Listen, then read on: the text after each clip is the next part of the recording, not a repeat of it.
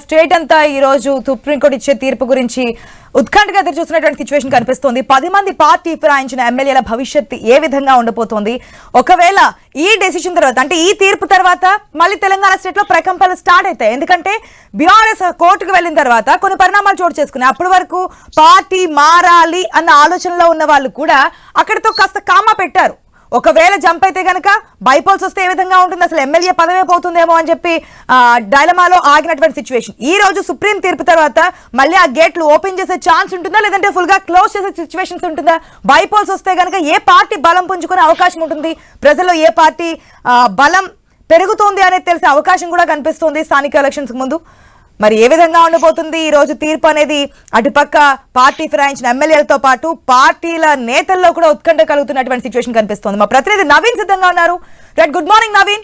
ఏ విధంగా ఉండబోతుంది అనుకోవచ్చు ఈ రోజు జడ్జ్మెంట్ తర్వాత ఎమ్మెల్యేల భవితవ్యం ఏ విధంగా ఉండబోతుంది? ఏ పార్టీ బలాబలాలు ఏంటనేది కూడా ప్రజలకి తెలియబోతుంది, పార్టీ నాయకులకు కూడా తెలిసే ఛాన్స్ కనిపిస్తోంది. స్థానిక సంస్థల ఎన్నికల ముందు ఇదొక క్లియర్ కట్ ఎగ్జామినేషన్ అనుకోవచ్చు పార్టీల నేతలకి, ఏదైతే బీఆర్ఎస్ కావచ్చు కాంగ్రెస్ కావచ్చు. సో ఈ రోజు జడ్జ్మెంట్ సంబంధించి ఏ విధంగా ఉండబోతుంది అనుకోవచ్చు? ఒకవేళ ఏదైనా గడువు పొడిగించే అవకాశం ఏమైనా గవర్నమెంట్ అడిగే ఛాన్స్ ఉందా? స్పీకర్ సంబంధించి ఏదైతే విచక్షణ అధికారాలు ఉంటాయో ఏదైనా కోరే అవకాశం కనిపిస్తుంది అనుకోవచ్చా? యష్, వార్త ఈ రోజు కూడా ఒక సంచలనమైన వార్త అని చెప్పుకోవచ్చు. ఎందుకంటే తెలంగాణ రాష్ట్ర వ్యాప్తంగా ఫిరాయించినటువంటి ఎమ్మెల్యేలు ఏదైతే కాంగ్రెస్ పార్టీలకు వెళ్ళారో, బీఆర్ఎస్ పార్టీ నుంచి గెలిచినటువంటి ఎమ్మెల్యేలు కాంగ్రెస్ పార్టీలకు 10 మంది వెళ్ళారు. దాంట్లో భద్రాద్రి కొత్తగూడెం జిల్లా నుంచి భద్రాచలం తెల్ల వెంకట్రావు బీఆర్ఎస్ లో ఆయన గెలిచాడు. తను గెలిచిన 2-3 నెలలకే కాంగ్రెస్ పార్టీ తీర్థం పుచ్చుకున్నట్టు పరిస్థితి కాబడుతుంది. ఆ కాంగ్రెస్ పార్టీ అసెంబ్లీ ఎన్నికల తర్వాత పూర్తి స్థాయిలో కూడా వాళ్ళకి బలం ఉన్నప్పటికి కూడా వాళ్ళు కొంతమంది ఎమ్మెల్యేలను ఏదైతే బీఆర్ఎస్ నుంచి పోయినటువంటి 10 మంది ఎమ్మెల్యేలను అయితే వాళ్ళు తీసుకున్నారు. దాంట్లో భద్రాద్రి జిల్లాకు సంబంధించిన భద్రాచలం ఎమ్మెల్యే తెల్ల వెంకట్రావు ఉన్నాడు. అయితే తెల్ల వెంకట్రావుకు సంబంధించి పూర్తి స్థాయిలో కూడా తను బీఆర్ఎస్ నుంచి మద్దతు గెలిచాడు. ఆయన పొంగులేటి అనుచరుడుగా మొదటి నుంచి కూడా ఉన్నటువంటి పరిస్థితి కాబట్టి బీఆర్ఎస్ టికెట్ మీద గెలిచిన తర్వాత 2 నెలలకే తను కాంగ్రెస్ పార్టీలో జాయిన్ అయిన పరిస్థితి కాబడుతుంది. నేపథ్యంలోనే గెలిచినటువంటి 10 మంది ఎమ్మెల్యేలు చేజారిపోవడంతో కూడా బీఆర్ఎస్ సంబంధించినటువంటి పార్టీ కోర్టులో అయితే కేసు వేసినట్టు పరిస్థితి కాబట్టి పిటిషన్ వేయడంతో కూడా అది కోర్టు స్వీకరించినట్టు పరిస్థితి మనం చూడొచ్చు. ఇన్ని రోజులు కూడా ఆ కేసుకు సంబంధించిన ఒక ఉత్కంఠ కొనసాగుతుంది. ఆల్రెడీ తీర్పుకు సంబంధించి రిజర్వ్ చేసి పెట్టారు. ఈ రోజు ఆ తుది తీర్పుని వెల్లడించినట్టు పరిస్థితి కాబడుతుంది సుప్రీంకోర్టు. ఈ నేపథ్యంలో ఒక ఉత్కంఠ వాతావరణం అయితే నెలకొన్నది. భద్రాచలంలో ప్రధానంగా చూసుకుంటే ఒక పక్క తెల్ల వెంకట్రావు ఎప్పుడైతే కాంగ్రెస్ పార్టీలో జాయిన్ అయిన కంచి కూడా పూర్తి స్థాయిలో కూడా ఇక్కడ కాంగ్రెస్ నేతలకు కానివ్వండి, అక్కడ ఎమ్మెల్యేలకు కూడా ఏం పడని పరిస్థితి కనపడుతుంది. ఎందుకంటే తను బీఆర్ఎస్ నుంచి గెలిచి 2 నెలలకే పార్టీ మారి వెంటనే కాంగ్రెస్ పార్టీలోకి వెళ్ళాడు. అక్కడ కాంగ్రెస్ పార్టీ నమ్ముకున్నటువంటి వ్యక్తులు చాలా మంది ఉన్నారు. అంతేకాకుండా అక్కడ పోటీ చేసినటువంటి వ్యక్తి పొదం వీరయ్య కూడా ఉన్నటువంటి పరిస్థితి కనపడుతుంది.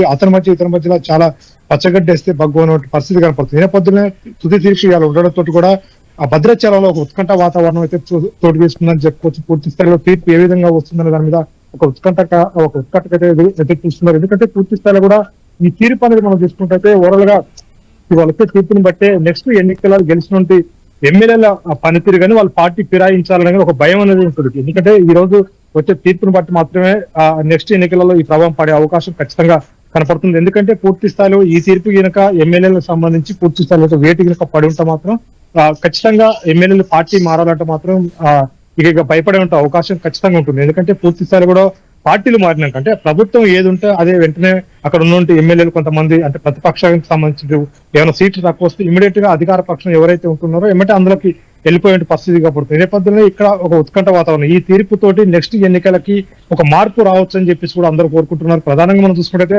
భద్రాచలంలో అక్కడ నమ్ముకోని ప్రజలు అక్కడ బీఆర్ఎస్ కి పట్టం కట్టినటువంటి పరిస్థితి కాబడుతుంది. కానీ ఆయన గెలిచిన 2 నెలలకే కాంగ్రెస్ తీర్చుకున్న పరిస్థితి మనం చూడవచ్చు. ఎందుకంటే కాంగ్రెస్ పార్టీకి సంబంధించినటువంటి పార్లమెంట్ ఎన్నికలు జరుగుతున్న సమయంలో అతను నేరుగానే ప్రచారం చేసినటువంటి పరిస్థితి మనం చూడవచ్చు. పార్టీలో ఆయన జాయిన్ కాకపోయినప్పుడు కూడా అప్పటికే కాంగ్రెస్ పార్టీ పార్లమెంటు సభ్యులకి ఓట్లు వేయాలని చెప్పేసి కూడా భద్రాచలంలో తెల్ల వెంకట్రావు అయితే ప్రచారం చేశాడు. ఈ నేపథ్యంలోనే పూర్తి స్థాయిలో కూడా ఇక్కడ ఉన్నటువంటి ప్రజలు ఏదైతే తెల్ల వెంకట్రావుని బీఆర్ఎస్ తరఫున గెలిపించుకున్నారో గెలిచిన తర్వాత 2 నెలలకి ఆయన పార్టీ ఫిరాయించినట్టు పరిస్థితి కాబట్టి అప్పటి నుంచి ఇప్పటి వరకు కూడా పూర్తి స్థాయిలో కూడా ప్రజలలో కూడా విశ్వాసం అయితే తను కోల్పోయాడు. ఎందుకంటే పార్టీ గెలిపించుకుంది. ఎందుకంటే పార్టీ అక్కడ ఉన్నటువంటి ఓటర్లు వేసింది ఒక పార్టీకి గెలిపించుకున్న అభ్యర్థి తను 2 నెలలకే ఆ కాంగ్రెస్ పార్టీలో చేరిన పరిస్థితి కాబడుతుంది. అక్కడ తీవ్రమైన అసంతృప్తి అయితే ప్రజల్లో కూడా ఉందని చెప్పుకోవచ్చు. ప్రజల్లో ఉండడం కాకుండా అక్కడ ఉన్నట్టు కాంగ్రెస్ నేతలు కానీ అక్కడ ఉన్న కేడర్ లో కూడా తీవ్రమైన అసంతృప్తి ఉంది. ఎందుకంటే తను ప్రతిపక్ష నాయకుడిగా అంటే అక్కడ పోటీ జరిగేటప్పుడు ఎన్నికలు జరిగేటప్పుడు ఖచ్చితంగా కాంగ్రెస్ బీఆర్ఎస్ నువ్వా నేను అన్నట్టు జరిగింది. అక్కడ కాంగ్రెస్ సంబంధించి ఓడిపోయిన క్యాండిడేట్ అక్కడ ఒక క్యాండిడేట్ ఓడిపోయాడు, ఈయన బీఆర్ఎస్ నుంచి గెలిచిన క్యాండిడేట్ మళ్ళీ కాంగ్రెస్ పార్టీలో రావడంతో కూడా అక్కడ ఎవరు కూడా జీర్ణించుకునే పరిస్థితి మనం చూడవచ్చు. అక్కడ ప్రజలను కూడా మోసం చేసినట్టు. ఎందుకంటే ఎమ్మెల్యేలు ఎప్పుడైతే పార్టీ ఫిరాయించారో పార్టీ ఫిరాయించినప్పుడు పార్టీకే ద్రోహం చేసినట్టు కాదు, ఆ కాన్స్టిట్యూన్స్ లో ప్రజలకు కూడా ద్రోహం చేసినట్టు అని చెప్పుకోవచ్చు. ఎందుకంటే వాళ్ళందరూ వేసింది ఈయన ఒక పార్టీకి కట్టుబడి ఉన్నాడు, ఈయన ఈ పార్టీ సింబల్ చూసి ఓటేసినట్టు పరిస్థితి కాబడుతుంది. కానీ అక్కడ ఆ వ్యక్తి గెలిచిన తర్వాత ఆయన సొంత నిర్ణయాలు తీసుకొని ఇమీడియట్ గా పార్టీ మారడంతో కూడా అక్కడ ప్రజలను కూడా మోసం చేసినట్టు అని చెప్పుకోవచ్చు. ఇప్పుడు భద్రాచలం ప్రజలు కూడా అదే చెప్తున్నారు. ఎందుకంటే తెల్లం వెంకట్రావు భద్రాచలం సంబంధించిన కాన్స్టిట్యూన్స్ ప్రజల్ని మోసం చేసి తన స్వభావాల కోసం పార్టీ మారాడు, తన వ్యక్తిగత ప్రయోజనాల కోసం తన పార్టీ మారాడు. అధికారంలో ఏ పార్టీ ఉంటే ఆ పార్టీకి పోవడం అది చాలా సులభంగా అయిపోయింది. కానీ ఈ తీర్పు అనేది ఒక చెంపపెట్టుగా ఉండాలి. ఎందుకంటే తీర్పు అనేది ఖచ్చితంగా రావాలి. అది తీర్పు ఏ విధంగా ఉండాలంటే నెక్స్ట్ అధికారంలో ఏ పార్టీ ఉన్నా సరే ప్రతిపక్షంలో ఉన్నటువంటి ఎమ్మెల్యేలు పోవాలంటే భయపడాలి, అలాంటి తీర్పు రావాలని చెప్పేసి ఇక్కడ ప్రజలైతే కోరుకుంటున్న పరిస్థితి కనపడుతుంది. ఆశ ఎస్ నవీన్, మీరు చెప్పిన విధంగా ఎలక్షన్స్ లో ఏ పార్టీ నుంచి అయితే గెలుస్తారో ఆ పార్టీని నమ్మి కూడా ప్రజలు ఓట్లు వేస్తూ ఉంటారు. గెలిచిన తర్వాత ఏ పార్టీ అధికారంలోకి వస్తే ఆ పార్టీలోకి వెళ్ళడం అనేది ఈ తీర్పు ద్వారా ఒక చెంపపెట్టు కాబోతోంది. మరి న్యాయస్థానం బిఆర్ గవాయ్ ధర్మాసనం ఎటువంటి తీర్పు ఇవ్వబోతుంది అనేది కూడా వెయిట్ చేసి చూద్దాం. Thanks for update Naveen.